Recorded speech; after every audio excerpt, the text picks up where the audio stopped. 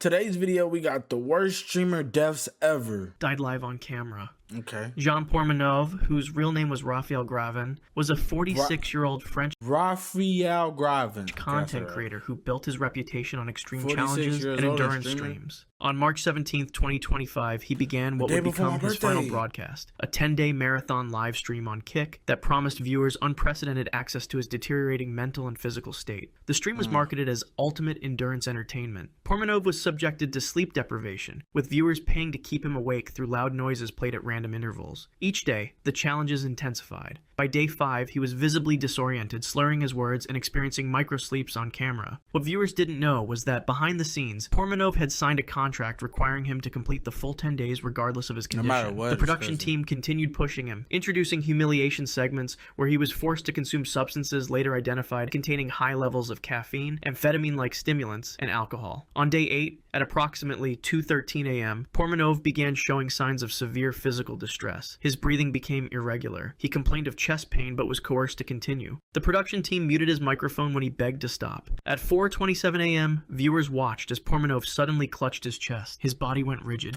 He had a stroke. For 17 minutes, he remained slumped in his gaming chair while the stream continued. No one on the production team entered the room. The camera captured his final, shallow breaths. Died of exhaustion. That's crazy. Li Hao was a 21-year-old computer science student. Imagine being out cold for 17 minutes and all production care about was the contract. That is so messed up. But that's some of the rituals and humiliation things and selling your soul things that people does on bro. Final semester at Pingdingshan Vocational and Technical College in Henan Province, China. He had signed what the industry called a cooperation agreement with a media company that specialized in gaming content. The contract seemed simple on paper: stream for 240 hours across 26 days and produce 15 short videos monthly. What Lee didn't anticipate was how the schedule would consume his life. The agreement calculated to over 9 hours of streaming daily, not including preparation time, editing videos, or his academic responsibilities. The media company paid him approximately 8,000 yuan, $1,200 monthly. So for 1,200, you have to stream over 240 hours, 9 hours a day. Disregard your regular life for 1,200? Nah, that's fries. Just enough to help support his family in rural Henan. By November 2023, Lee had adapted to an extreme schedule. His roommates later told investigators he would attend classes during the day, then begin streaming at 9 p.m. and continue until 6 a.m., catching only brief periods of sleep between lectures. His final week was particularly brutal, 5 consecutive night shifts without a break. On the morning of November 10th, Lee's stream ended at 6:12 a.m. Viewers reported he appeared disoriented during the final hour, repeatedly losing focus during gameplay and struggling to form complete sentences. He told his audience he felt strangely cold despite the heated dormitory. At 2:30 p.m., his roommate attempted to wake Lee for an afternoon class. His body was cold to the touch. Despite shaking him vigorously, Lee showed no response. Emergency services were called, but medics pronounced him dead at the scene. His body showed no external injuries. The autopsy revealed that Lee had suffered a fatal cardiac arrhythmia, likely triggered by extreme exhaustion and prolonged sleep deprivation. His heart had simply stopped while he slept. Medical examiners found Lee's body had entered a state of adrenal crisis after 5 consecutive days with less than 2 hours of sleep. That's crazy. Anything for the bag, though, right? Overconsumption. Wang Mofeng, known to his followers as Brother 3000, was a 34-year-old influencer on China's Douyin platform. He had built a modest following of 170,000 fans by participating in eating and drinking challenges that pushed physical limits. On July 15, 2024, Wang joined a live PK challenge, a popular format where streamers compete against each other for viewer gifts and donations. The rules were simple but deadly. The creator who received fewer gifts during each round faced a punishment. That night, Wang repeatedly lost to his competitor. Each loss required him to consume a shot of baijiu, a clear Chinese... Each loss a shot? Oh my gosh, I already know. After like the 3rd or 4th one, depending on his size, he was fried. Spirit with alcohol content typically between 35 to 60%. The audience encouraged each drink with donations and comments. As the 3-hour stream progressed, Wang's speech became increasingly slurred. His face flushed deep red. By the stream's midpoint, he had already consumed 4 full bottles of baijiu, yet continued to accept more challenges. To prove to skeptical viewers that he wasn't drinking water, Wang struck matches and ignited the liquid, showing the blue flames characteristic of high-proof alcohol. During the final 30 minutes, Wang was barely coherent. He struggled to remain upright in his chair. The livestream ended at 11:42 p.m. with Wang waving goodbye to viewers while attempting to stand. He stumbled forward, knocking his camera over. The feed cut to black. 12 hours later, Wang's girlfriend entered his apartment after he failed to answer repeated calls. She found him face down on his living room floor, surrounded by empty baijiu bottles. There was evidence he had vomited while unconscious and subsequently asphyxiated. Nah, this is actually crazy. Bro literally drunk to his death on live, y'all. Like, bro was trying to win the game so bad that he forgot he was even in the game, and then he wanted to drink more. That's what it was. He said, everybody send me gifts, send me gifts. He drinking more. Then look where it got him. Dang, it's sad though. Determined his blood alcohol concentration was 0.58%, over 7 times the legal driving limit and well into the lethal range. An empty stomach and rapid consumption had accelerated the alcohol absorption. Wang had essentially poisoned himself for entertainment while thousands watched, donated, and encouraged his self-destruction. Charity stream tragedy.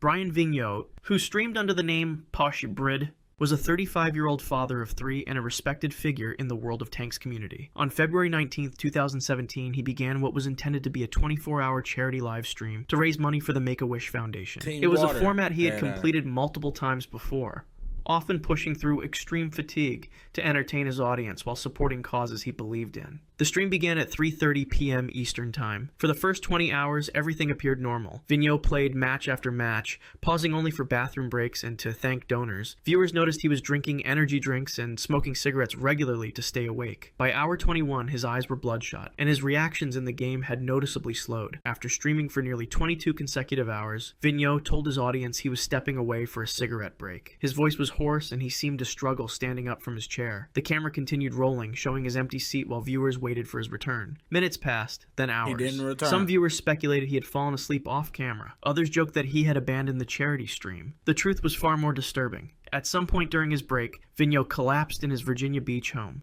Medical examiners determined Vigneault had suffered cardiac arrest. The prolonged wakefulness, combined with caffeine, nicotine, and the stress of continuous... Have y'all noticed that everybody that has, like, whether died or... Well, of course, died because, you know, it is what it is. But everyone that has died has been older. 35, 36, 37, 40. Y'all need to be going and work out. Y'all don't need to be drinking and smoking. You're not young no more, gang. You can't do what Speed that's only 21 years old can do. You can't do what Kai that's only 23, 24, 25 can do. Pipe down, gang. Pipe down. Had triggered a fatal heart rhythm disturbance. His body was discovered still clutching an unlit cigarette. Overexhaustion. Na Dong-hyun, known to his million-plus subscribers as Great Library or BuzzBean11, was one of South Korea's most influential gaming streamers. The 36-year-old had been creating content since 2009, pioneering the Korean live streaming scene long before it became mainstream. On September 6, 2025, what had begun as routine exhaustion ended in tragedy at his Seoul apartment. In the days leading up to his death, Na's behavior on stream had grown increasingly erratic. During his final broadcast on September 4th, viewers watched as he repeatedly rubbed his temples and complained of severe headaches. "I haven't slept properly in 3 days," he told his audience while playing League of Legends. "My head feels like it's going to explode." For 5 hours, Na continued streaming despite visible discomfort. At several points, he briefly closed his eyes and swayed in his chair. Longtime viewers commented that he looked unusually pale. Midway through the stream, he abruptly stood up, clutching the side of his head, before sitting down again and apologizing. "Just dizzy," he explained. "It happens a lot lately." The stream ended at 2:17 a.m. when Na said he needed to lie down. Those would be the last words his audience ever heard from him. For the next 36 hours, his social media accounts remained silent. This wasn't unusual for Na, who often took breaks between streams without announcement. On the evening of September 6th, his ex-wife used her emergency key to enter his apartment after failing to reach him for a scheduled child custody exchange. She found Na on his bedroom floor. Emergency responders arrived within minutes, but could only confirm what was already apparent. Na had been dead for at least 24 hours. The autopsy revealed a massive cerebral hemorrhage had occurred at the base of his brain. Medical examiners explained that Na likely felt increasing pressure and pain as blood slowly leaked into his cranial cavity. Eventually, the bleeding accelerated, causing rapid unconsciousness and death. His body showed signs of severe sleep deprivation, with stress hormones at levels typically seen only in patients with advanced exhaustion disorders. Mukbang tragedy. Efekin Culture was a 24-year-old Turkish mukbang streamer who had amassed over 800,000 followers across multiple platforms. His content centered around consuming massive quantities of food while engaging with viewers in real time. What began as occasional eating challenges in 2022 quickly escalated as his popularity grew. By early 2025, Culture was regularly consuming between 10,000 and 15,000 calories in a Dang, boy. An average human only should really eat like 2 to 3K. You eating over 10, or not 10x, but you eating over 5 times what the average person should be eating. All that damn salt. That's crazy.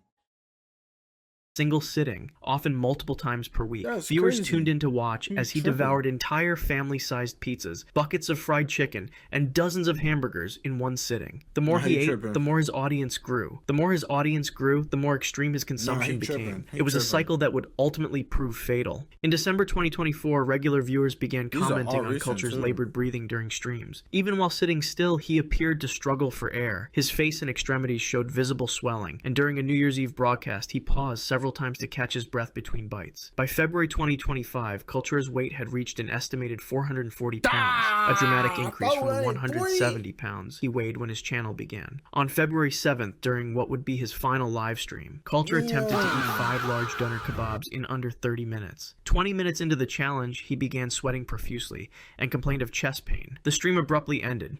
3 days later, Turkish media reported that Culture had been hospitalized with severe respiratory distress and cardiac complications. His organs, overwhelmed by his rapid weight gain, were beginning to fail. Doctors placed him on a ventilator as his condition deteriorated. For the next 3 weeks, Culture remained in intensive care. His body, already pushed beyond its limits by years of extreme consumption, could not recover. On March 7, 2025, his heart stopped. Despite 47 minutes of resuscitation attempts, doctors could not revive him. The official cause of death was listed as cardiorespiratory failure secondary to morbid obesity and metabolic syndrome. Culture's family later revealed he had been diagnosed with early-stage heart failure months before his hospitalization, but had continued streaming to maintain his income.